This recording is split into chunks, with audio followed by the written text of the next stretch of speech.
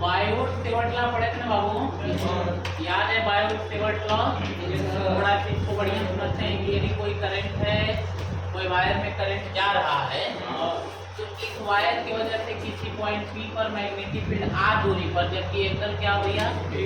Theta हो, तो यहाँ पे मैग्नेटिक फील्ड का फॉर्मूला हमने बताया था mu naught I dl sin theta. y में क्या भैया? 4 पाई, यही तो है ना? दरअसल बायोट-सेवर्ट लॉ के हिसाब से डीएल लेंथ के द्वारा, मतलब जिसमें डीएल लेंथ में करंट जा रही है, तो यहाँ पर मैग्नेटिक फील्ड का ये फॉर्मूला है। कंफर्म ना? कोई दिक्कत तो नहीं है? अच्छा, इसमें जरा केस लगाते हैं बाबू। क्या लगाते हैं? केस। पहला केस लगाते हैं कि थीटा बराबर 90 डिग्री। थीटा बराबर क्या करते हैं भैया? 90 डिग्री। 90 डिग्री का मतलब ये होगा कि वायर ऐसे करंट इस तरह जा रहा है और यहाँ पे कोई पॉइंट ले लेते हैं आप दूरी पर, तो ये एंगल थीटा बराबर क्या होगा? 90 डिग्री, है ना? तो बोले ये 90 डिग्री का मतलब ये है कि अब थीटा का जगह क्या रख देंगे? 90 डिग्री रख देंगे। क्या रखेंगे बाबू? 90 डिग्री। तो साइन में 90 डिग्री का वैल्यू सबसे मैक्सिमम होता है और किसके बराबर होता है? 1 के बराबर होता है। इसका मतलब 90 डिग्री पर जब भी मैग्नेटिक फील्ड निकालोगे तो मैग्नेटिक फील्ड भी मैक्सिमम होगा। मैग्नेटिक फील्ड क्या होगा बाबू? इसका मतलब ये होगा कि dB बराबर, ध्यान से देखो तो dB बराबर म्यू नॉट I dl और साइन 90 डिग्री का वैल्यू कितना होगा? y में कितना बचेगा? 4 पाई। दरअसल मैक्सिमम। इसका मतलब मैक्सिमम मैग्नेटिक फील्ड कब मिलेगा? जब आप एंगल कितना रखोगे? 90 डिग्री। कंफर्म ना? एक और केस लगाते हैं। अगला केस बताता है कि थीटा बराबर 0 डिग्री करते हैं। क्या रखते हैं? 0 डिग्री। 0 डिग्री का मतलब ये जो पॉइंट P है वो एकदम कहाँ चला गया है? वायर पे। कहाँ चला गया बाबू? वायर पे। तभी तो जब वायर पे चला जाएगा तो इसको मिलाओगे तो दोनों के बीच में एंगल नहीं बना है कि नहीं है? Yes sir. इसका मतलब थीटा बराबर 0 का मतलब ये बात होगी कि करंट ऐसे जा रहा है और ये पॉइंट P यहाँ है। कहाँ पर है? वायर पे। कहाँ पर है भैया? वायर पे जब पॉइंट चला जाएगा तो वायर पे मैग्नेटिक फील्ड यदि आप निकालते हो वायर पे, तो mu naught I dl sine कितना डिग्री? 0 डिग्री। y में 4 पाई साइन 0 डिग्री का वैल्यू 0। इसका मतलब dB बराबर क्या होगा? 0। बहुत इंटरेस्टेड बात समझ में आ रही है कि वायर पे देखो भैया, मान लो ये पतला एकदम वायर है, पतला एकदम वायर है, तो पतला वायर है तो पतले वायर पर उसके वजह से मैग्नेटिक फील्ड क्या होगी? 0। क्या होगी? 0। देखो 0। इसका मतलब देखो भैया, इसका मतलब मान लो कोई पतला वायर और उसमें करंट जा रहा है तो उसी करंट की वजह से उसी वायर पर मैग्नेटिक फील्ड क्या होगी? 0। बात पक्की है? Yes sir. ये वैलिड फॉर तीन वायर, किसके लिए ये चलेगा? मोटे वायर के लिए ये बात वैलिड नहीं है। मोटे वायर के लिए ये बात वैलिड नहीं है। पतले वायर के लिए जानते हैं क्यों? मैं बताता हूँ। यदि वायर मोटा हुआ, क्या हुआ भैया? वायर मोटा हुआ और इसमें करंट मान लो आई जा रही है, तो यदि हम इस पर पॉइंट ले लें, जैसे ये मोटा वायर है, पॉइंट यहाँ ले लिए, तो अब दरअसल यहाँ पर ले रही है, यदि पॉइंट यहाँ ले रही है तो यहाँ पे थीटा 0 कहाँ हुआ? थीटा कुछ ना कुछ है ना। इसलिए मोटे वायर के सरफेस पर उसके वजह से मैग्नेटिक फील्ड 0 नहीं होगी। पतले वायर के कंफर्म बात? याद हो या नहीं? अच्छा, एक और तरीका, केस नंबर 3। थीटा बराबर 180 डिग्री रखते हैं। क्या रखते हैं भैया? आप बता दो। थीटा बराबर 180 तो साइन 180 का वैल्यू, साइन 180 का वैल्यू साइन 180 का वैल्यू 0। साइन 180 डिग्री का वैल्यू क्या होता है भैया? 0। देखो यही गड़बड़ काम है। तो अभी भी याद रखना, साइन n पाई का वैल्यू क्या होता है? 0। n की जगह कुछ भी हो, n बराबर 1 2 3 वाट एवर कुछ भी हो। जैसे साइन 360 का भी वैल्यू क्या होगा? 0। साइन 540 का वैल्यू भी क्या होगा? 0। सब n पाई के पैटर्न का लॉजिक बात है। इसका मतलब dB बार फिर यदि 180 हो गया तो ये पॉइंट कहाँ आ जाएगा? यहाँ पर फिर वायर पे आ गया। देखो 0 पर भी वायर पर पॉइंट जाएगा और 180 पर भी। इस केस में भी मैग्नेटिक फील्ड कहाँ होगा? कितना होगा? वायलेट निकालना तो कितना होगा? 0। क्या बात समझ में आ गई? एकदम ये पक्के तौर पे आता है। केस लगा इसका मतलब 90 पर ही मैक्सिमम होगा, बाकी 180 और 0 पर 0, क्योंकि दोनों केस में पॉइंट कहाँ पहुँच जाएगा? वायर। बस ये मेन मैटर है। हाँ? नहीं होगा ना, तब नहीं होगा, तब 0 नहीं होगा। मजा आ गया।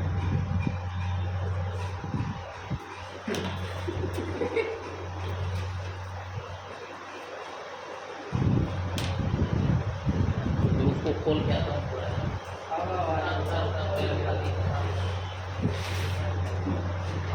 कंफर्म है? चलो भैया देखो, अब आगे पढ़ेंगे। अब बायोट सेवर्ट लॉ तो हो गया, अब बायोट सेवर्ट लॉ के एप्लीकेशन पढ़, इसका यूज कहाँ कहाँ होता है, ठीक है ना? चलो भैया, तो एप्लीकेशन अब क्या?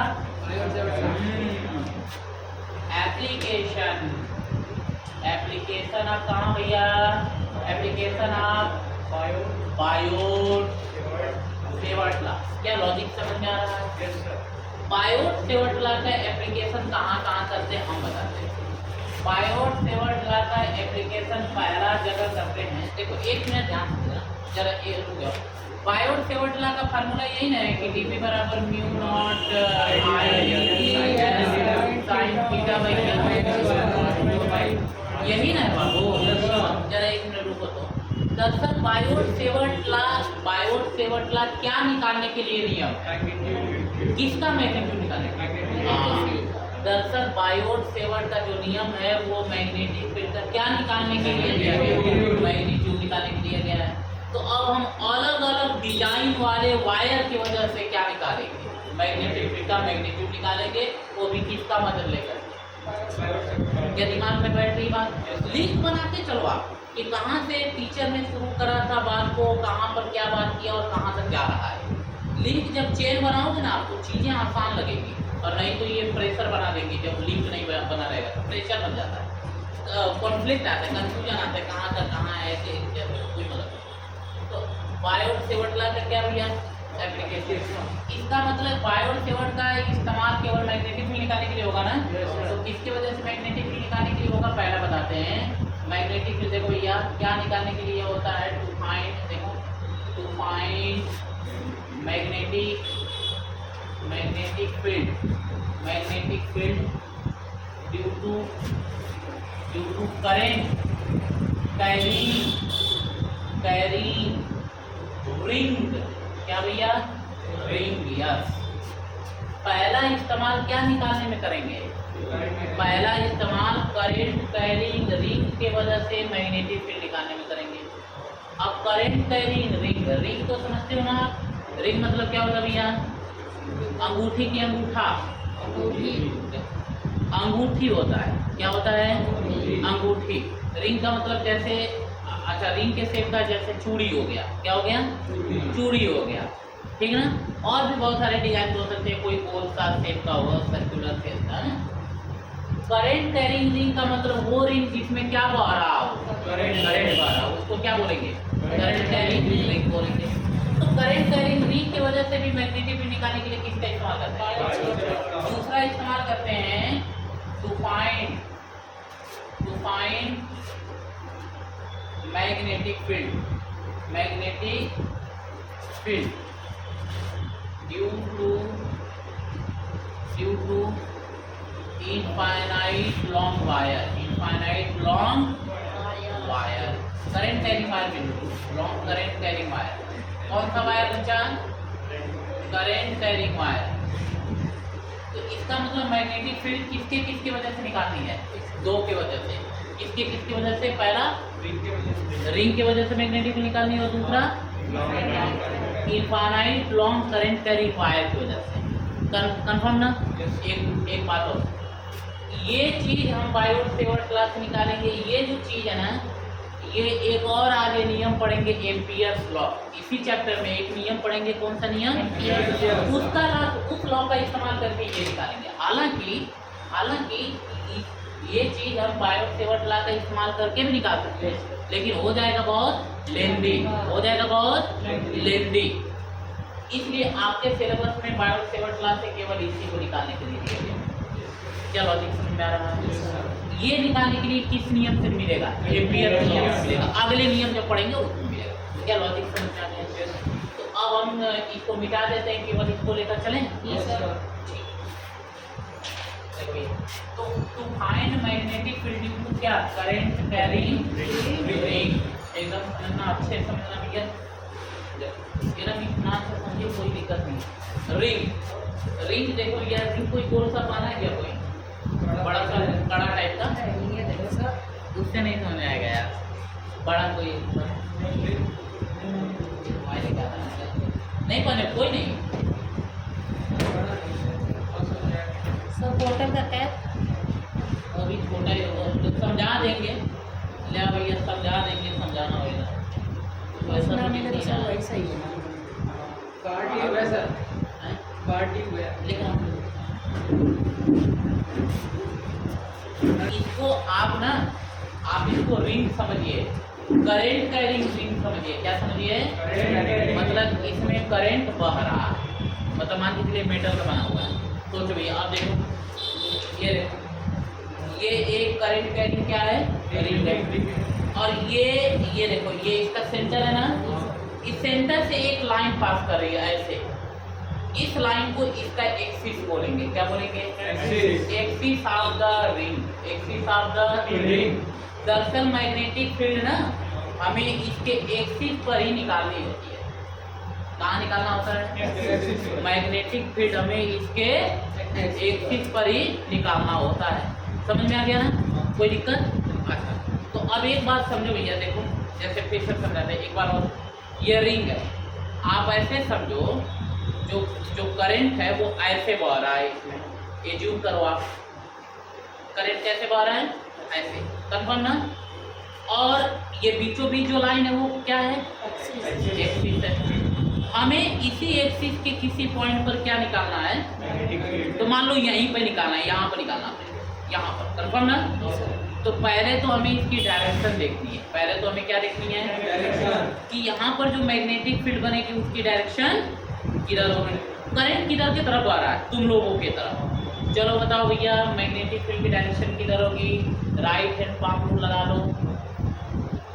करंट ऐसे ऐसे करंट, और मैग्नेटिक फील्ड यहाँ निकालना है। नहीं, किधर की तरफ हो? नहीं, एकदम बीचों बीच ना पॉइंट है ये पॉइंट बीचों बीच है। तो बताओ आप देखो। नहीं, हम बता रहे हैं, वो एक मिनट। करंट ऐसे बह रहा है ना, देखो ये करंट ऐसे बह रहा है।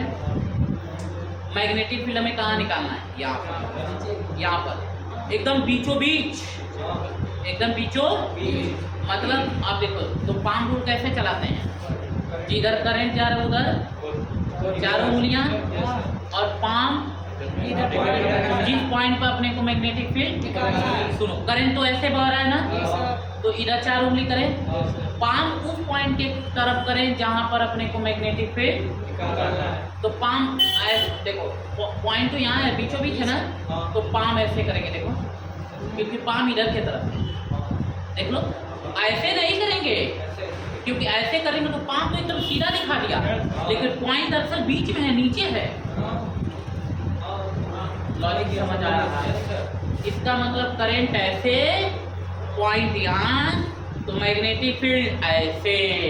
देखो ऐसे थोड़ा नीचे करेंगे ना, ऐसे। क्या लॉजिक समझ आया है ना? कोई दिक्कत? ऐसे एकदम इस तरह डायरेक्शन में आते हैं। तो ठीक है बहुत, फिर जरूरत पड़ेगी समझाएंगे, इस पर कई दिनों तक समझाना है अभी, ठीक ना? हाँ,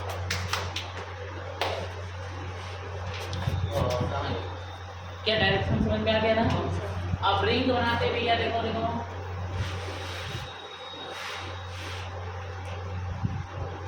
ये रिंग देखो आप, रिंग का ये फ्रंट वाला हिस्सा है। कैसा हिस्सा है? और ये कौन सा हिस्सा है? बैक वाला। देखो भैया, इसका डेरिवेशन बहुत तगड़ा है, पक्का तगड़ा है, एकदम लॉजिकल है बिल्कुल। तो ये फ्रंट वाला और ये वैसे ही है जैसे ये ऐसे रखा हुआ, ये फ्रंट और ये और मैग्नेटिक फील्ड कहाँ निकालना है यहाँ पर और करंट ऐसे तो यहाँ पे मैग्नेटिक फील्ड की डायरेक्शन किधर होगी इधर ऐसे देख लो करंट ऐसे पॉइंट नीचे तो ऐसे इधर है कि नहीं है तो ये किसकी डायरेक्शन हो जाएगी भैया मैग्नेटिक बहुत बढ़िया आप समझाते हैं मस्ती ये फ्रंट और ये करंट ऐसे बाहर रहा है करंट ऐसे आ रहा है करंट ऐसे ऐसे ठीक है ना तो करंट ऐसे बह रहा है तो यहाँ पर मैग्नेटिक फील्ड ऐसे हो जाएगी होगी ना तो ये इसका सेंटर हो गया क्या हो गया बाबू ये जो लाइन जा रही है कौन सी लाइन है एक्सिस क्या भैया हाँ देखो बीचों बीच जा रही है उसकी एक्सिस अब इसके एक्सिस पर ही हमें कहाँ क्या निकालना है हाँ इसके एक्सिस पर ही निकालना है ठीक है ना तो यहाँ ब्रैकेट में लिख लो 8 कहाँ पर 8 लिख लो काम चल जाएगा थोड़ा कोई दिक्कत नहीं टेंशन ना लो भैया आराम से बस समझो बात मैं कर क्या रहा हूँ तुम्हें वो आनी चाहिए जो मैं जैसा बता दे रहा हूँ वैसे एकदम डिटो आना चाहिए कि ये मान के चलना कि हमने ट्रांसफर करा तुमने कैच कर लिया कहीं बीच में कहीं अपना नहीं चाहिए डायरेक्ट यहाँ से निकला वहाँ गया है ना कंजर्वेशन लॉ पे काम करना अब देखो तो हमें यहीं पे मान लो यहीं पे एक पॉइंट लेते हैं और यहीं पे अपने को मैग्नेटिक फील्ड निकालना है तो हम बताए थे ना कि यहाँ पे टोटल मैग्नेटिक फील्ड निकालना है तो थोड़े से रिंग के थोड़े से हिस्से की वजह से मैग्नेटिक फील्ड निकाल लें और फिर क्या करते हैं बस हो गया यहाँ पर यदि टोटल मैग्नेटिक फील्ड निकालना है पूरे रिंग की वजह से तो रिंग के छोटे से हिस्से की वजह से जैसे अपने को यहाँ पे पूरे रिंग की वजह से निकालना है तो रिंग का इतना हिस्सा काट लेते हैं इतने हिस्से की वजह से वहाँ पे मैग्नेटिक फील्ड निकाल लेते हैं और फिर क्या करते हैं तो टोटल रिंग की वजह से आ जाएगी क्या लॉजिक समझ में आ रहा है ना आप देखो देखो बड़ा तो ये थोड़ा सा काट लिया आपने डीएल काट लिया ना अब इसके वजह से आप मैग्नेटिक फील्ड निकालेंगे तो इसकी जो डायरेक्शन होगी बाबू वो जो डायरेक्शन हो रही है यहाँ पे वो किधर की तरफ हो रही है इधर की तरफ ठीक है क्या बात समझ आ रहा है देखो ऐसे है तो यहाँ पे होगा क्या थोड़ी सी लेंथ की वजह से मैग्नेटिक फील्ड क्या डीबी होगा ना अब सोचो यहाँ से मान लो एंगल क्या बाबू ध्यान तो दो तो जो यहाँ पर जो बायोट सेवर्ट लेग के लिए जो एंगल लगेगा वो 90 डिग्री लगेगा क्या लगेगा बाबू 90 डिग्री दरअसल ये पूरा 90 डिग्री और ये इसकी रेडियस होगी कैसे 90 डिग्री होगा जरा समझो मैं समझाता हूँ बायोट सेवर्ट लॉ में हम बताए थे ना कि जिस पॉइंट पे मैग्नेटिक फील्ड निकालना है उस पॉइंट को जोड़ने वाली लाइन और उस करंट से मिलकर बनने वाला एंगल वही बायोट सेवर्ट लॉ में इस्तेमाल करते हैं क्या ऐसा बताया याद है आप लोग को अब मैं दिखाता हूँ कैसे 90 डिग्री होगा हाँ थोड़ा बैठ ले आना भैया बैठ ले एकदम मस्त हो जाएगा ले आना मजा आएगा अरे बीच से समझ में आ जाएगा हाँ आ जाएगा ये देख ये रिंग है ना पॉइंट कहाँ है यहाँ पर पॉइंट यहाँ पे आपको जोड़ने वाली लाइन ये है ना तो अब ये है तो हम करंट तो ऐसे बह रही है तो इसके और इसके बीच ये एंगल लिया जाता है बायोट सेवर्ट लॉ में ऐसे जो बना के रखा है ऐसे ये वाला तो ये वाला कितना डिग्री है इसको ऊपर करो चाहे नीचे करो ये तो 90 कभी चेंज नहीं होगा तो नीचे कर लो अभी भी तो 90 है ना तो बायोट सेवर्ट लॉ में यही एंगल इस्तेमाल किया जाता है क्या लॉजिक समझ में आ गया मस्त है एकदम देखना एकदम है तो यहाँ पर एंगल कितना डिग्री है भाई मान लो यहाँ से यहाँ तक दूरी x है कितना भैया x दूरी पर निकालना है मैग्नेटिक और ये तो इसकी तो ये दूरी बता दो स्मॉल r बराबर दूरी कितनी हो जाएगी कैपिटल R स्क्वायर प्लस जिससे पाइथागोरस थ्योरम है क्योंकि यहाँ पे कितना है 90 बात समझ आ रही ये कंफ्यूज तो नहीं हो रही कि यहाँ 90 है यहाँ 90 है ये थीटा कैसे हो गया ये 90 दरअसल पूरा रिंग से लेकर के है ये ट्रायंगल का हिस्सा नहीं है ये ठीक है ना हाँ ये क्या बात समझ में आ गई अब इस डीबी के दो कंपोनेंट निकलेंगे। डीबी के कितने कंपोनेंट निकलेंगे? दो। एक हॉरिजॉन्टल कंपोनेंट हाँ और एक वर्टिकल कंपोनेंट। ये थीटा ध्यान से सुनना, ये थीटा भैया, ये थीटा कर दिया ना। एक बात हमेशा सुनना, ये जो जा रहा है ना तो यहाँ से यहाँ तक ये 90 होगा पूरा, ऐसे ऐसे क्या होगा ये 90 और ये भी ऐसे, ये भी यहाँ से ऐसे 90 होगा। तो ये थीटा तो ये कितना 90 माइनस थीटा।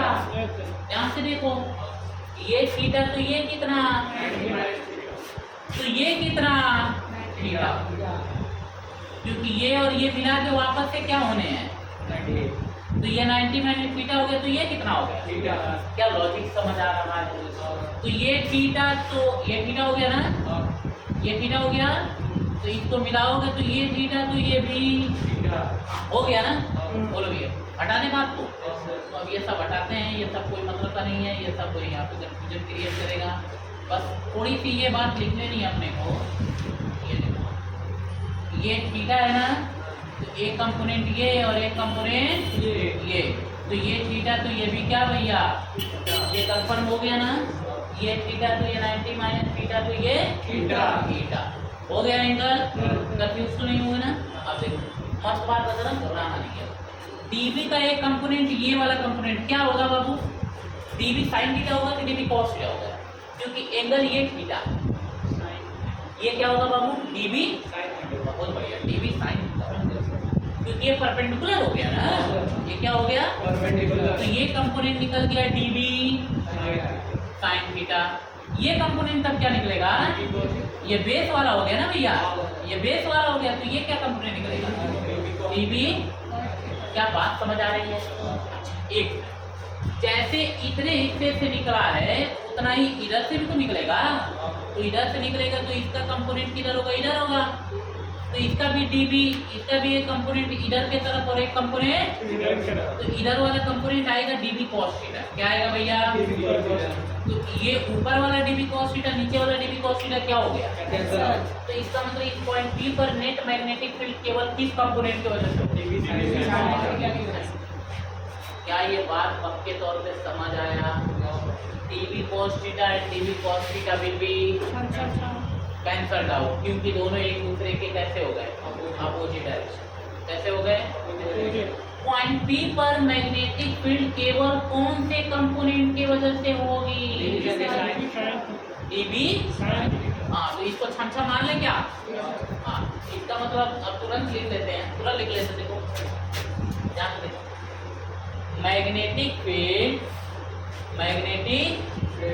फील्ड एक पॉइंट कहाँ पर, बी पर, magnetic field at point P will be only due to dB sin theta, yes, only due to component, yes, component dB sin theta। क्या बात समझ आया क्या? ठीक है ना। अब ये तो मिल गया कि यहाँ पे थोड़ा सा मैग्नेटिक फील्ड मिल गया dB sin theta। अब टोटल निकालना तो क्या करना है, बस खेल हो गया, इतना तक ही खेल था इसमें। अब तो therefore टोटल मैग्नेटिक फील्ड कहाँ पर, एक पॉइंट पी पर टोटल मैग्नेटिक फील्ड निकाला है, तो पी बराबर इंटीग्रेशन मार दें क्या, डीवी, बस डीवी साइन थीटा, डीवी इसी का ना इंटीग्रेट करेंगे। ये तो थोड़ा सा निकल गया है, अब पूरा निकालना तो क्या करें। क्या आपको लॉजिक समझ आ रही है? ऐसा तो नहीं है कि आपको रटना पड़ रहा है। समझो आप कि भाई साहब डीबी कॉस थीटा छमाछम हो गए, क्या हो गए, छमाछम हो गए, तो डीबी साइन थीटा बस केवल इस डायरेक्शन में आ रहा है, ये छमाछम नहीं हो रहा है। डीबी साइन थीटा छमाछम, क्योंकि नीचे वाले का भी कंपोनेंट इधर ही होगा, इधर नहीं होगा, तो कैंसर कहाँ से होगा। तो इसलिए पॉइंट पी पर जो नेट मैग्नेटिक फील्ड बनेगी वो किस कंपोनेंट की वजह से बनेगी। तो अब डीबी साइन थीटा थोड़े से लेंथ की वजह से मिला है ना, तो पूरे लेंथ की वजह से निकालना, पूरे रिंग की वजह से तो क्या करते हैं, इंटीग्रेशन करते हैं, बस हो गया। अब बायोट सेवर्ट लॉ से डीबी का वैल्यू उठा के डाल है ना। देखो भैया फ्रॉम कहाँ से, yes from Biot Savart law, देखो ये इस्तेमाल कर दिए बायोट सेवर्ट लॉ का। लॉजिक समझो एकदम कि मैं कैसे कर रहा हूँ। बायोट सेवर्ट लॉ में डीबी बराबर mu naught i d l sine 90 degree रखेंगे। याद आया? बायोट सेवर्ट में मैं बताया था ना कौन सा एंगल रखना है। बायोट सेवर्ट में वो एंगल रखना है जो पॉइंट को मिलाने वाला हो और करंट को लेकर के एंगल रखना है। याद आ रहा है? बायोट सेवर्ट लॉ में ये एंगल 40 रखना है, यहाँ वाला एंगल पक्का है ना? तो साइन 90 अपान में क्या रखूं 4 पाई आर के जगह पे कौन है? आर तो यही ना है, तो रूट इसका स्क्वायर कर दो, रूट समा हो जाएगा क्या? आर स्क्वायर प्लस क्या बात समझ आया? बात से उठला से हो गया। साइन थीटा का वैल्यू रख लो, ये ओ है, ये पी है, ये मान लो एक्स हो गया। तो ओ पी एक्स ट्रायंगल में in triangle O P sine theta बराबर बता दो। परपेंडिकुलर बाई क्या होता है? Perpendicular by hypotenuse. हाँ इसीलिए कहता हूँ परपेंडिकुलर। परपेंडिकुलर कौन है भैया? आर। हाइपोटेनस कौन है? R square plus x square पर क्या 1/2। क्या बात आपको क्या डिपेंडेंट नहीं बनेगा ये?